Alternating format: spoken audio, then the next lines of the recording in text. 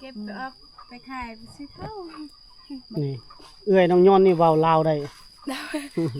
เว้าลาวได้แต่ก่อนค่อยบ่ได้ฮู้เด้อจะเป็นอันนั้นจนมื้อนั้นแหละจะว่าเป็นเอื้อยค่อยคิดว่าเป็น เคยอยากเก็บให้เจ้ามาแพทลูกเคยเป็นไข้ฮอนเด้ บ่สบายบ่ โด มัน ย เป็นไข้บ่ สบาย อืม จ้อยนะ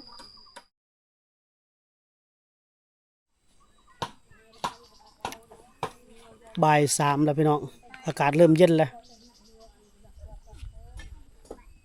ยังอยู่ในบ้านน้องยอนพี่น้องบรรยากาศสาวบุไทยเพิ่นก็ได้คลิปหลายแล้วบ่ ก็โอเคอยู่ได้ เอา คือบ่สิบ่ได้ได้แล้วพัดนั่งไปนั่งมา ได้แล้วบ่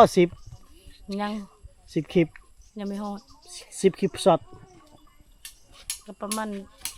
6 7นี่ละ เอาให้ได้หลาย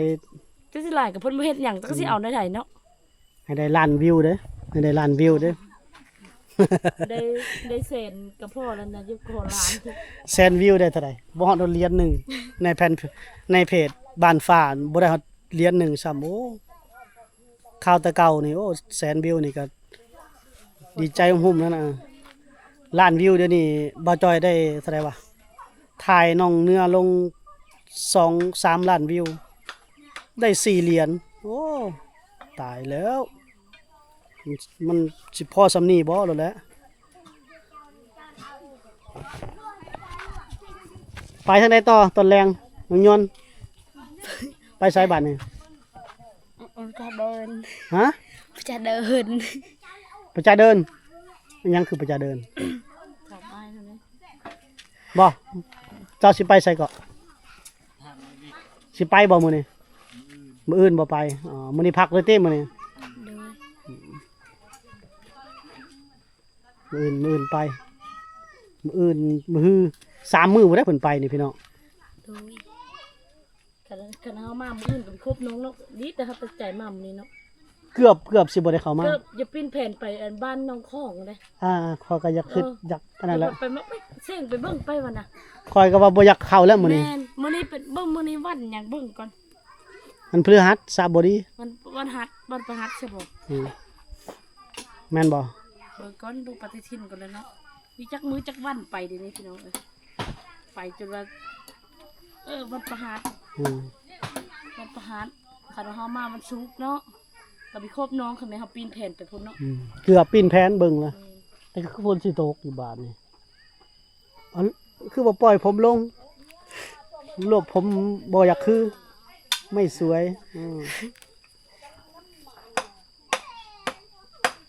บ่ได้ไปเก็บผักบ่ไปเก็บผักบ่หรืออยู่สิไปหา ไป นะ ไปเอาอันไปเผาไฟหันลามมันจังนั้นจะเคาะแล้วมันไม่ออกเนาะมื้อนี้นะ นี่แหละบ่อนอยู่บ่อนเซาน้องเพิ่นพี่น้องเฮือนครัวนี่เฮ็ดได้บัดนี้เฮ็ดเฮือนครัว สิปีนขึ้นไปนึ่งข้าวบ่ยัง เดี๋ยวได้บัดนี้วันถูกกระไดกระฮักบัดนี้คนตีกระฮัก สมประกอบ ทางคอกระดามอยู่ น้องไม้ก็บ่ได้อยู่เฮือนมื้อนี้พี่น้องมีน้องไม้น้องเวียงน้องเวงแถวไหนบ้านเนี่ยน้องยอนนี่แหละสาวประจำบ้านเฮ้ยเจ้าน้องเขาก็กลับออกไปแล้วคันบ่มีกิจกรรมหยังก็ อยู่ เห็นบ่ก็สิพอได้อยู่บ่คลิปทางนอกก็ ก็จบๆน้ำมันนั่นแห อื ละ มหากินของหวานมันอยากกินของหวานกินข้าวอิ่มแล้วว่าสิให้น้องเพิ่นไปเก็บผักนี่ก็มันแดงแดดอยู่พี่น้องเดี๋ยวมันเอาโอบเอา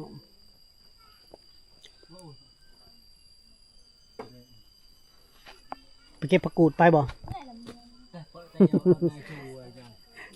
อ้ายบ่อยากลงน้ำบ่ได้มื้อนี้นะได้ลงน้ำแม่นเนาะ เบิ้ล บื้นน้ำกระดอกน่ะเพิ่นเอาใหายแล้วกระดอกกระดึกฮะบ่มีแล้วหมักเผ็ดโอ้คงไผซะน่ะโอ้ ไอ้ตะลอง อ้ายเพิ่นหล่อได้ออ้ายเพิ่นนะ คือคนต่างประเทศ หน้าตาออกแนวแขกๆนิดนึง เป็นหูกระไดคือไม่ได้ได้อมื้อนี้เด้อ nhìnแต่nhìn tiêu cỡ nhìn tiêu เก็บหมักเผ็ดให้พี่น้อง nhìnแต่nhìn tiêu cỡ đã làm vậy nhìn tiêu cái ไปจอบเข้าสวนสะบัดนี่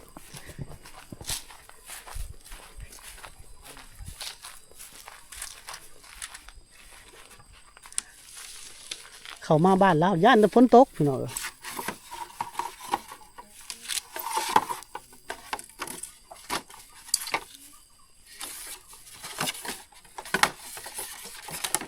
พอจะสวนบักเพชรเนาะ ก็ปูหลายเถอะ ปลูกขายเด้เก้เฮ็ดแขวเจ๊บ่อันเจาะเจ๊บ่นะ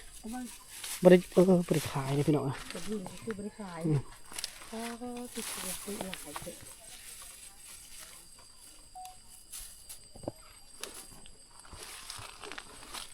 ยนต์มาเก็บมักเพชรพี่น้องมักพริกนี่ซีมมึงดู ลองซีมมึงดูมักพริกนี่ซีมมึงดูจิ้มจ้ะมันเผ็ดหรือบ่ซีมมึงดู เตี้ยว ลองซีมเบิ่งว่ามันเผ็ดบ่วะจิ้มเลยจิ้มลองมึงนะ ฮัรฮัร แฮนตะบืนก็ลองซีมเบิ่งคุณว่ายังก็แฮนบ่ ฮัร แฮร์แปลว่าเผ็ด เตี้ยวแฮะ เตี้ยวเนาะโอ้เขา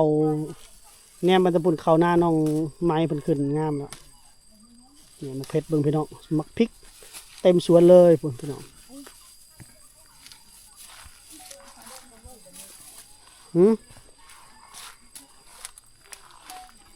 เก็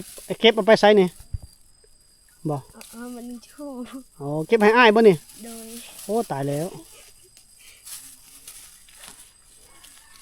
เก็บให้บ่าวจอยพี่น้อง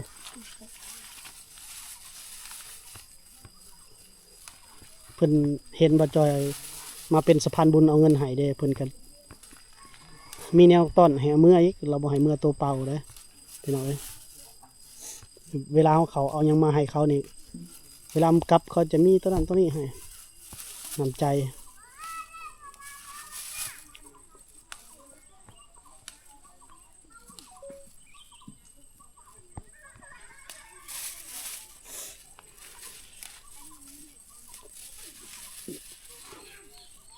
หนูยนต์แนมกล้องนะอายถ่ายรูปงามเด้อเห็นงามเด้อแนมกล้องนี่แนมกล้องนี่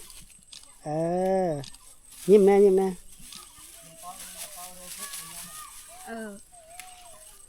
อีกบ้านหนึง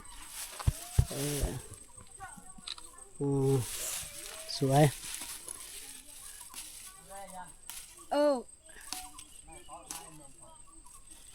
อย่าเอาลายก็ได้มาเอาลายดอกเต็มสวนเลยเดี๋ยวไปเอาของคุณเลยไปทางไหนต่ออย่าเอาไปตากแดดเด้อเอาแถวผมเอา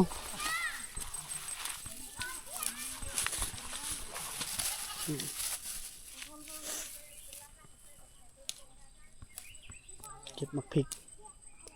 เขาบริขายบ่แม่บริไปขายบ่ปลูกไว้ลายไปขายดอเจ๊บืนปะละ คันเจ เอ้าแต่เข็นเจ๊เว้าไปแล้วบ่กล้าไปขาย เฮ้ยปล่อยขี้ยังไง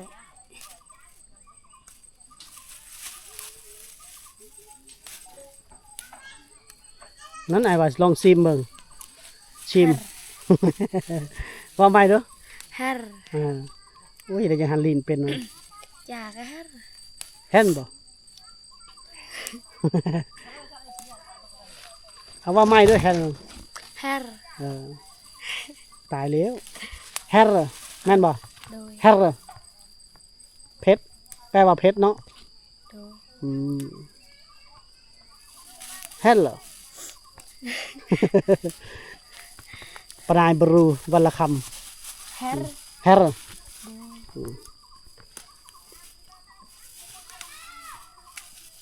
แปลว่าเพชรหึนเพชรประมาณนั้นแหละ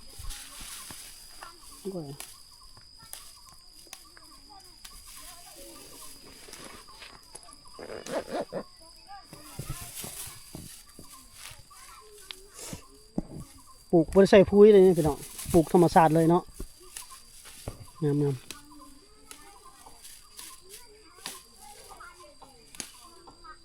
ปิดนี่หูอยู่ว่ามาแก่มาอ่อนเอาแบบใดนี่เขาเลือกแบบใดมันแก่อยู่บ่ล่ะ เอา เอาเจ้าไอ้บุหูยังดอก ไปทางไหนต่อไปนี่หาเอาแต่มงห่มแล้วอย่าเอาไปตากแดดเด้อ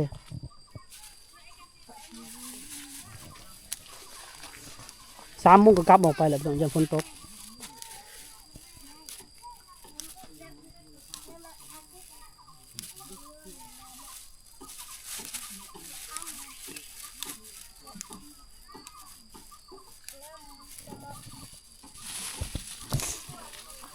ไปอยู่พุ่นเจ้าบ่ใส่เสื้อผ้านะออกไปจะบึนซับเอาน้องเขาบ่ได้ใส่เสื้อผ้าเขาให้ เตียวซะหน่อย เตยเตียวมะอยู่ที่ไหนมะน้องเพิ่นน่ะ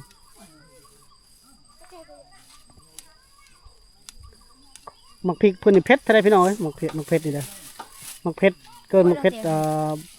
บ่ใส่ปุ๋ยบ่ใส่หยังแบบปลูกธรรมชาตินี่มันจะเผ็ดกว่ามักเผ็ดที่ใส่ปุ๋ยพอบ่มันมักเผ็ดมันยังอ่อนอยู่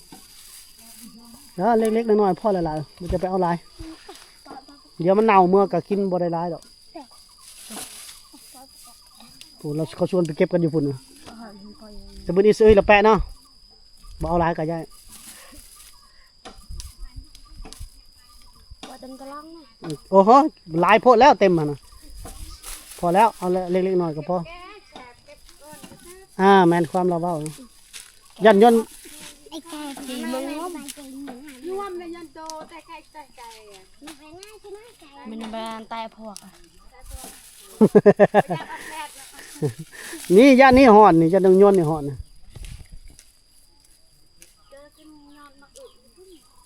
บ่ได้บักอื้อแล้วพอแล้วมันหลายอย่างถือยากออก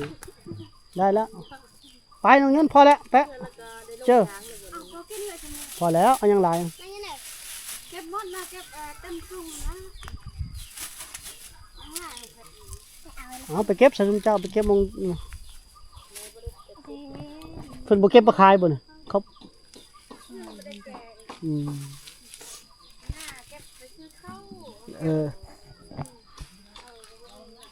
เก็บไปขายบ่ได้ซื้อเขาวกินเอาอีกหน่อยหนึ่งพอเด้ออีกครึ่งหนึ่งพอแปะเนาะบ่เต็มก็ยา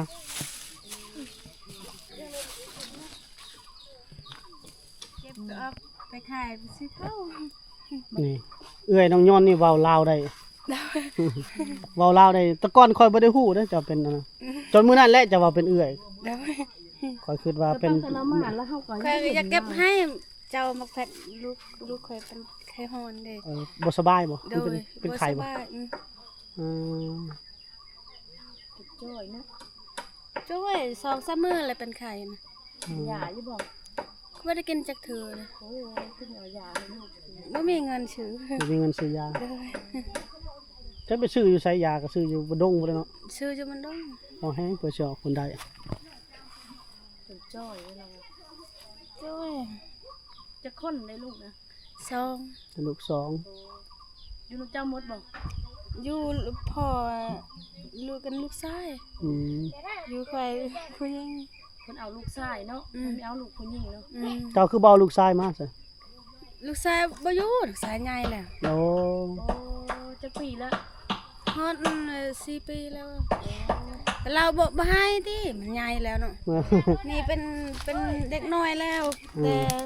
2 เดือน 3 เดือน อืม ไผสิมักเนาะ ตอนเจ้ามาน่ะผู้นี้ยังน้อยอยู่ ยังน้อย นั่นไม่ขนาด ตอนนี้ก็เก็บได้ไผเพิ่นก็ ไฟเพิ่น พอแล้ว ไปเอาไป พอนี่ไผเพิ่นขอบใจเด้ออย่าไปเฮ็ดตกคันได้ให้เบิ่งอยู่นะ ตกกล้องไปทีนี้แล้วมันตกเพื่อน โอ้ ใจหายไปเลยเถอะ เพื่อนเบิ่ง ตกคันได บ่มีโอ้ คันไดบันไดรุดพี่น้องบึ้มนี่แต่จองเงินเพื่อนได้เพื่อนต่ำๆเลยเนาะเพื่อนสูง เพื่อนสูงคนในตะโพมันจับท่านโผมันจับท่านกันเลยเนี่ยตะโพมีจับท่านน่ะยันปุ๊อยู่ อืม คะแนนมัน ป้าได้น้ำพริกเนี่ยน้ำพริกเกือบเต็มถุงพี่น้องทั้งเอื้อยไผ่ทั้งเพิ่น ส่วนไอ้ไผ่ตัวนี้นะ ส่วนเอื้อยไผ่ก็มีส่วน นี่คือเพื่อนใครตัวเอง อันนี้เพื่อนเจ้าแต่ก่อนเนาะ โอ้ย ตอน เคยนอนอยู่นี่มี ตอน แพรแล้วบ่มีไผแปล งเคย ตอนมา อยู่เวียง ตอนมาเฮือนตอนมาเฮือนหลังแหละนอนอยู่นี่ โดย โอ้ ลูกเอาไปนอนน้ำบ่ นอนนั่งมันนี่ก็แพ้เลยนี่บ่มีแพ้แปลงเนาะ อืม เพิ่นตกแห้งมันเบิ่งแพ้บาดนี่มันแพ้เลยเคยป้าลูกนอนนำแม่เคยนอนนำอยู่เฮือนเวียง นอนนำลูกนำเคยนอนอยู่เฮือนเวียงให้สิมักเนาะลูกมัน มันให้นะ เหี่ยวเนาะ มันให้มันยังสมบูรณ์ปีแล้วแต่ก่อนน่ะนอนนี้เจ้าแต่ก่อนเนาะ โดยค่อย เพิ่น นอน เป็นแม่ห้างเลยพี่น้อง ไม่หา มาเฮือนหลังขึ้นมาเฮือนหลังเนาะ โดย มาเฮือนหลังจักปีแล้วมาเฮือนเก่านี่มาเฮือนหลัง พอ2-3ปีแล้ว ผัวปะ ผัวป้า ได้ลูกสองผัวปะพี่น้อง โดย ได้ลูกสองผัวปะ นางน้อยตัดทรงผมนี่ เก็บได้แล้วเนาะบักเพชรเนาะไปบ่เมื่อไม้บ่เมื่อบนเมื่อไม้นี่มักพริกเพิ่น โอ้โหขอบใจหลาย จะซื้อกระดับเศร้าหรือ50 ๆคันเขาขายต่อแล้ว แม่ บ่คันเฮาซื้อตามทางแล้วประมาณ20,000 บ้าสิได้ บ่ได้เนาะ น้อยเดียว ประมาณ50,000กีบ แม่นี่50พุ่นละ อืม อยู่บ้านอันนั้นเด็กบ้านไปลงสิโปนนะแกมทางถุง50พุ่นละอันนี้เรากินเป็นเดือนเพราะได้กินนี่ เป็นเดือนบ่ได้เนาะ เมื่อใส่อันนั้นใส่ปิดเว้น ไปบ่เมื่อน้ำไม้เมื่อบ่ เอ้าหัวอีก บ่อยู่ในเมืองหุ่นสบายไปเรียนเว้าภาษาลาวเก่งๆสิได้มี FC หลายๆเห็นบ่ FC ว่าไปบ่มื้อ FC ชวนอยู่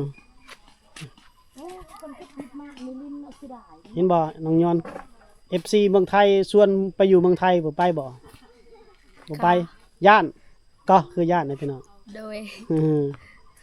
เพิ่นย่านเพิ่นบ่เขาย่านเอาคนบ่ได้พี่น้องเอ้ย น้องคือเพิ่นมาพี่เนาะ ให้เพิ่นมายามเองเนาะเห็นความลำบากของเฮาไปอยู่ในเมืองนี่ไปรับจ้างเรียนเว้าภาษาลาวเก่งๆพอได้เว้านำสุมายเด้อ โอ้พี่น้องนี่แหละน้องสาวงามบ้านป่าสาวลาวในชนบทพี่น้องเนี่ยบอนอยู่บอนเซาเพิ่นสิ่งแวดล้อมเพิ่นประมาณนี้แหละพี่น้องอายุก็น่าจะอยู่ตกอยู่ประมาณ15-16 ปีนี่แหละน้องเราก็เนาะ โดย ให้กลับก่อนบัดนี้ก็ขอบใจหลายเด้อโชคดีจักมือได้แล้วสิได้เข้ามาอีกคันฝนบ่ตกแล้วอ้ายเข้ามาก็ฝนตกแล้วอ้ายบ่มาทางยากแต่ให้ได้โทรศัพท์ไวๆสิได้ติดต่อหากัน โดย สบายติดต่อหากันยากก็เลยบ่มีโทรศัพท์นี่อีก3มื้อเสียหญ้าแล้วเนาะอีก3มื้อประมาณพุ่นแหละวันที่10พุ่นแหละจะมาอีกพี่น้องที่10กว่าโอเคบ๊ายบายบัดนี้ บ๊ายบาย โชคดีเด้อ โชคดีเด้อ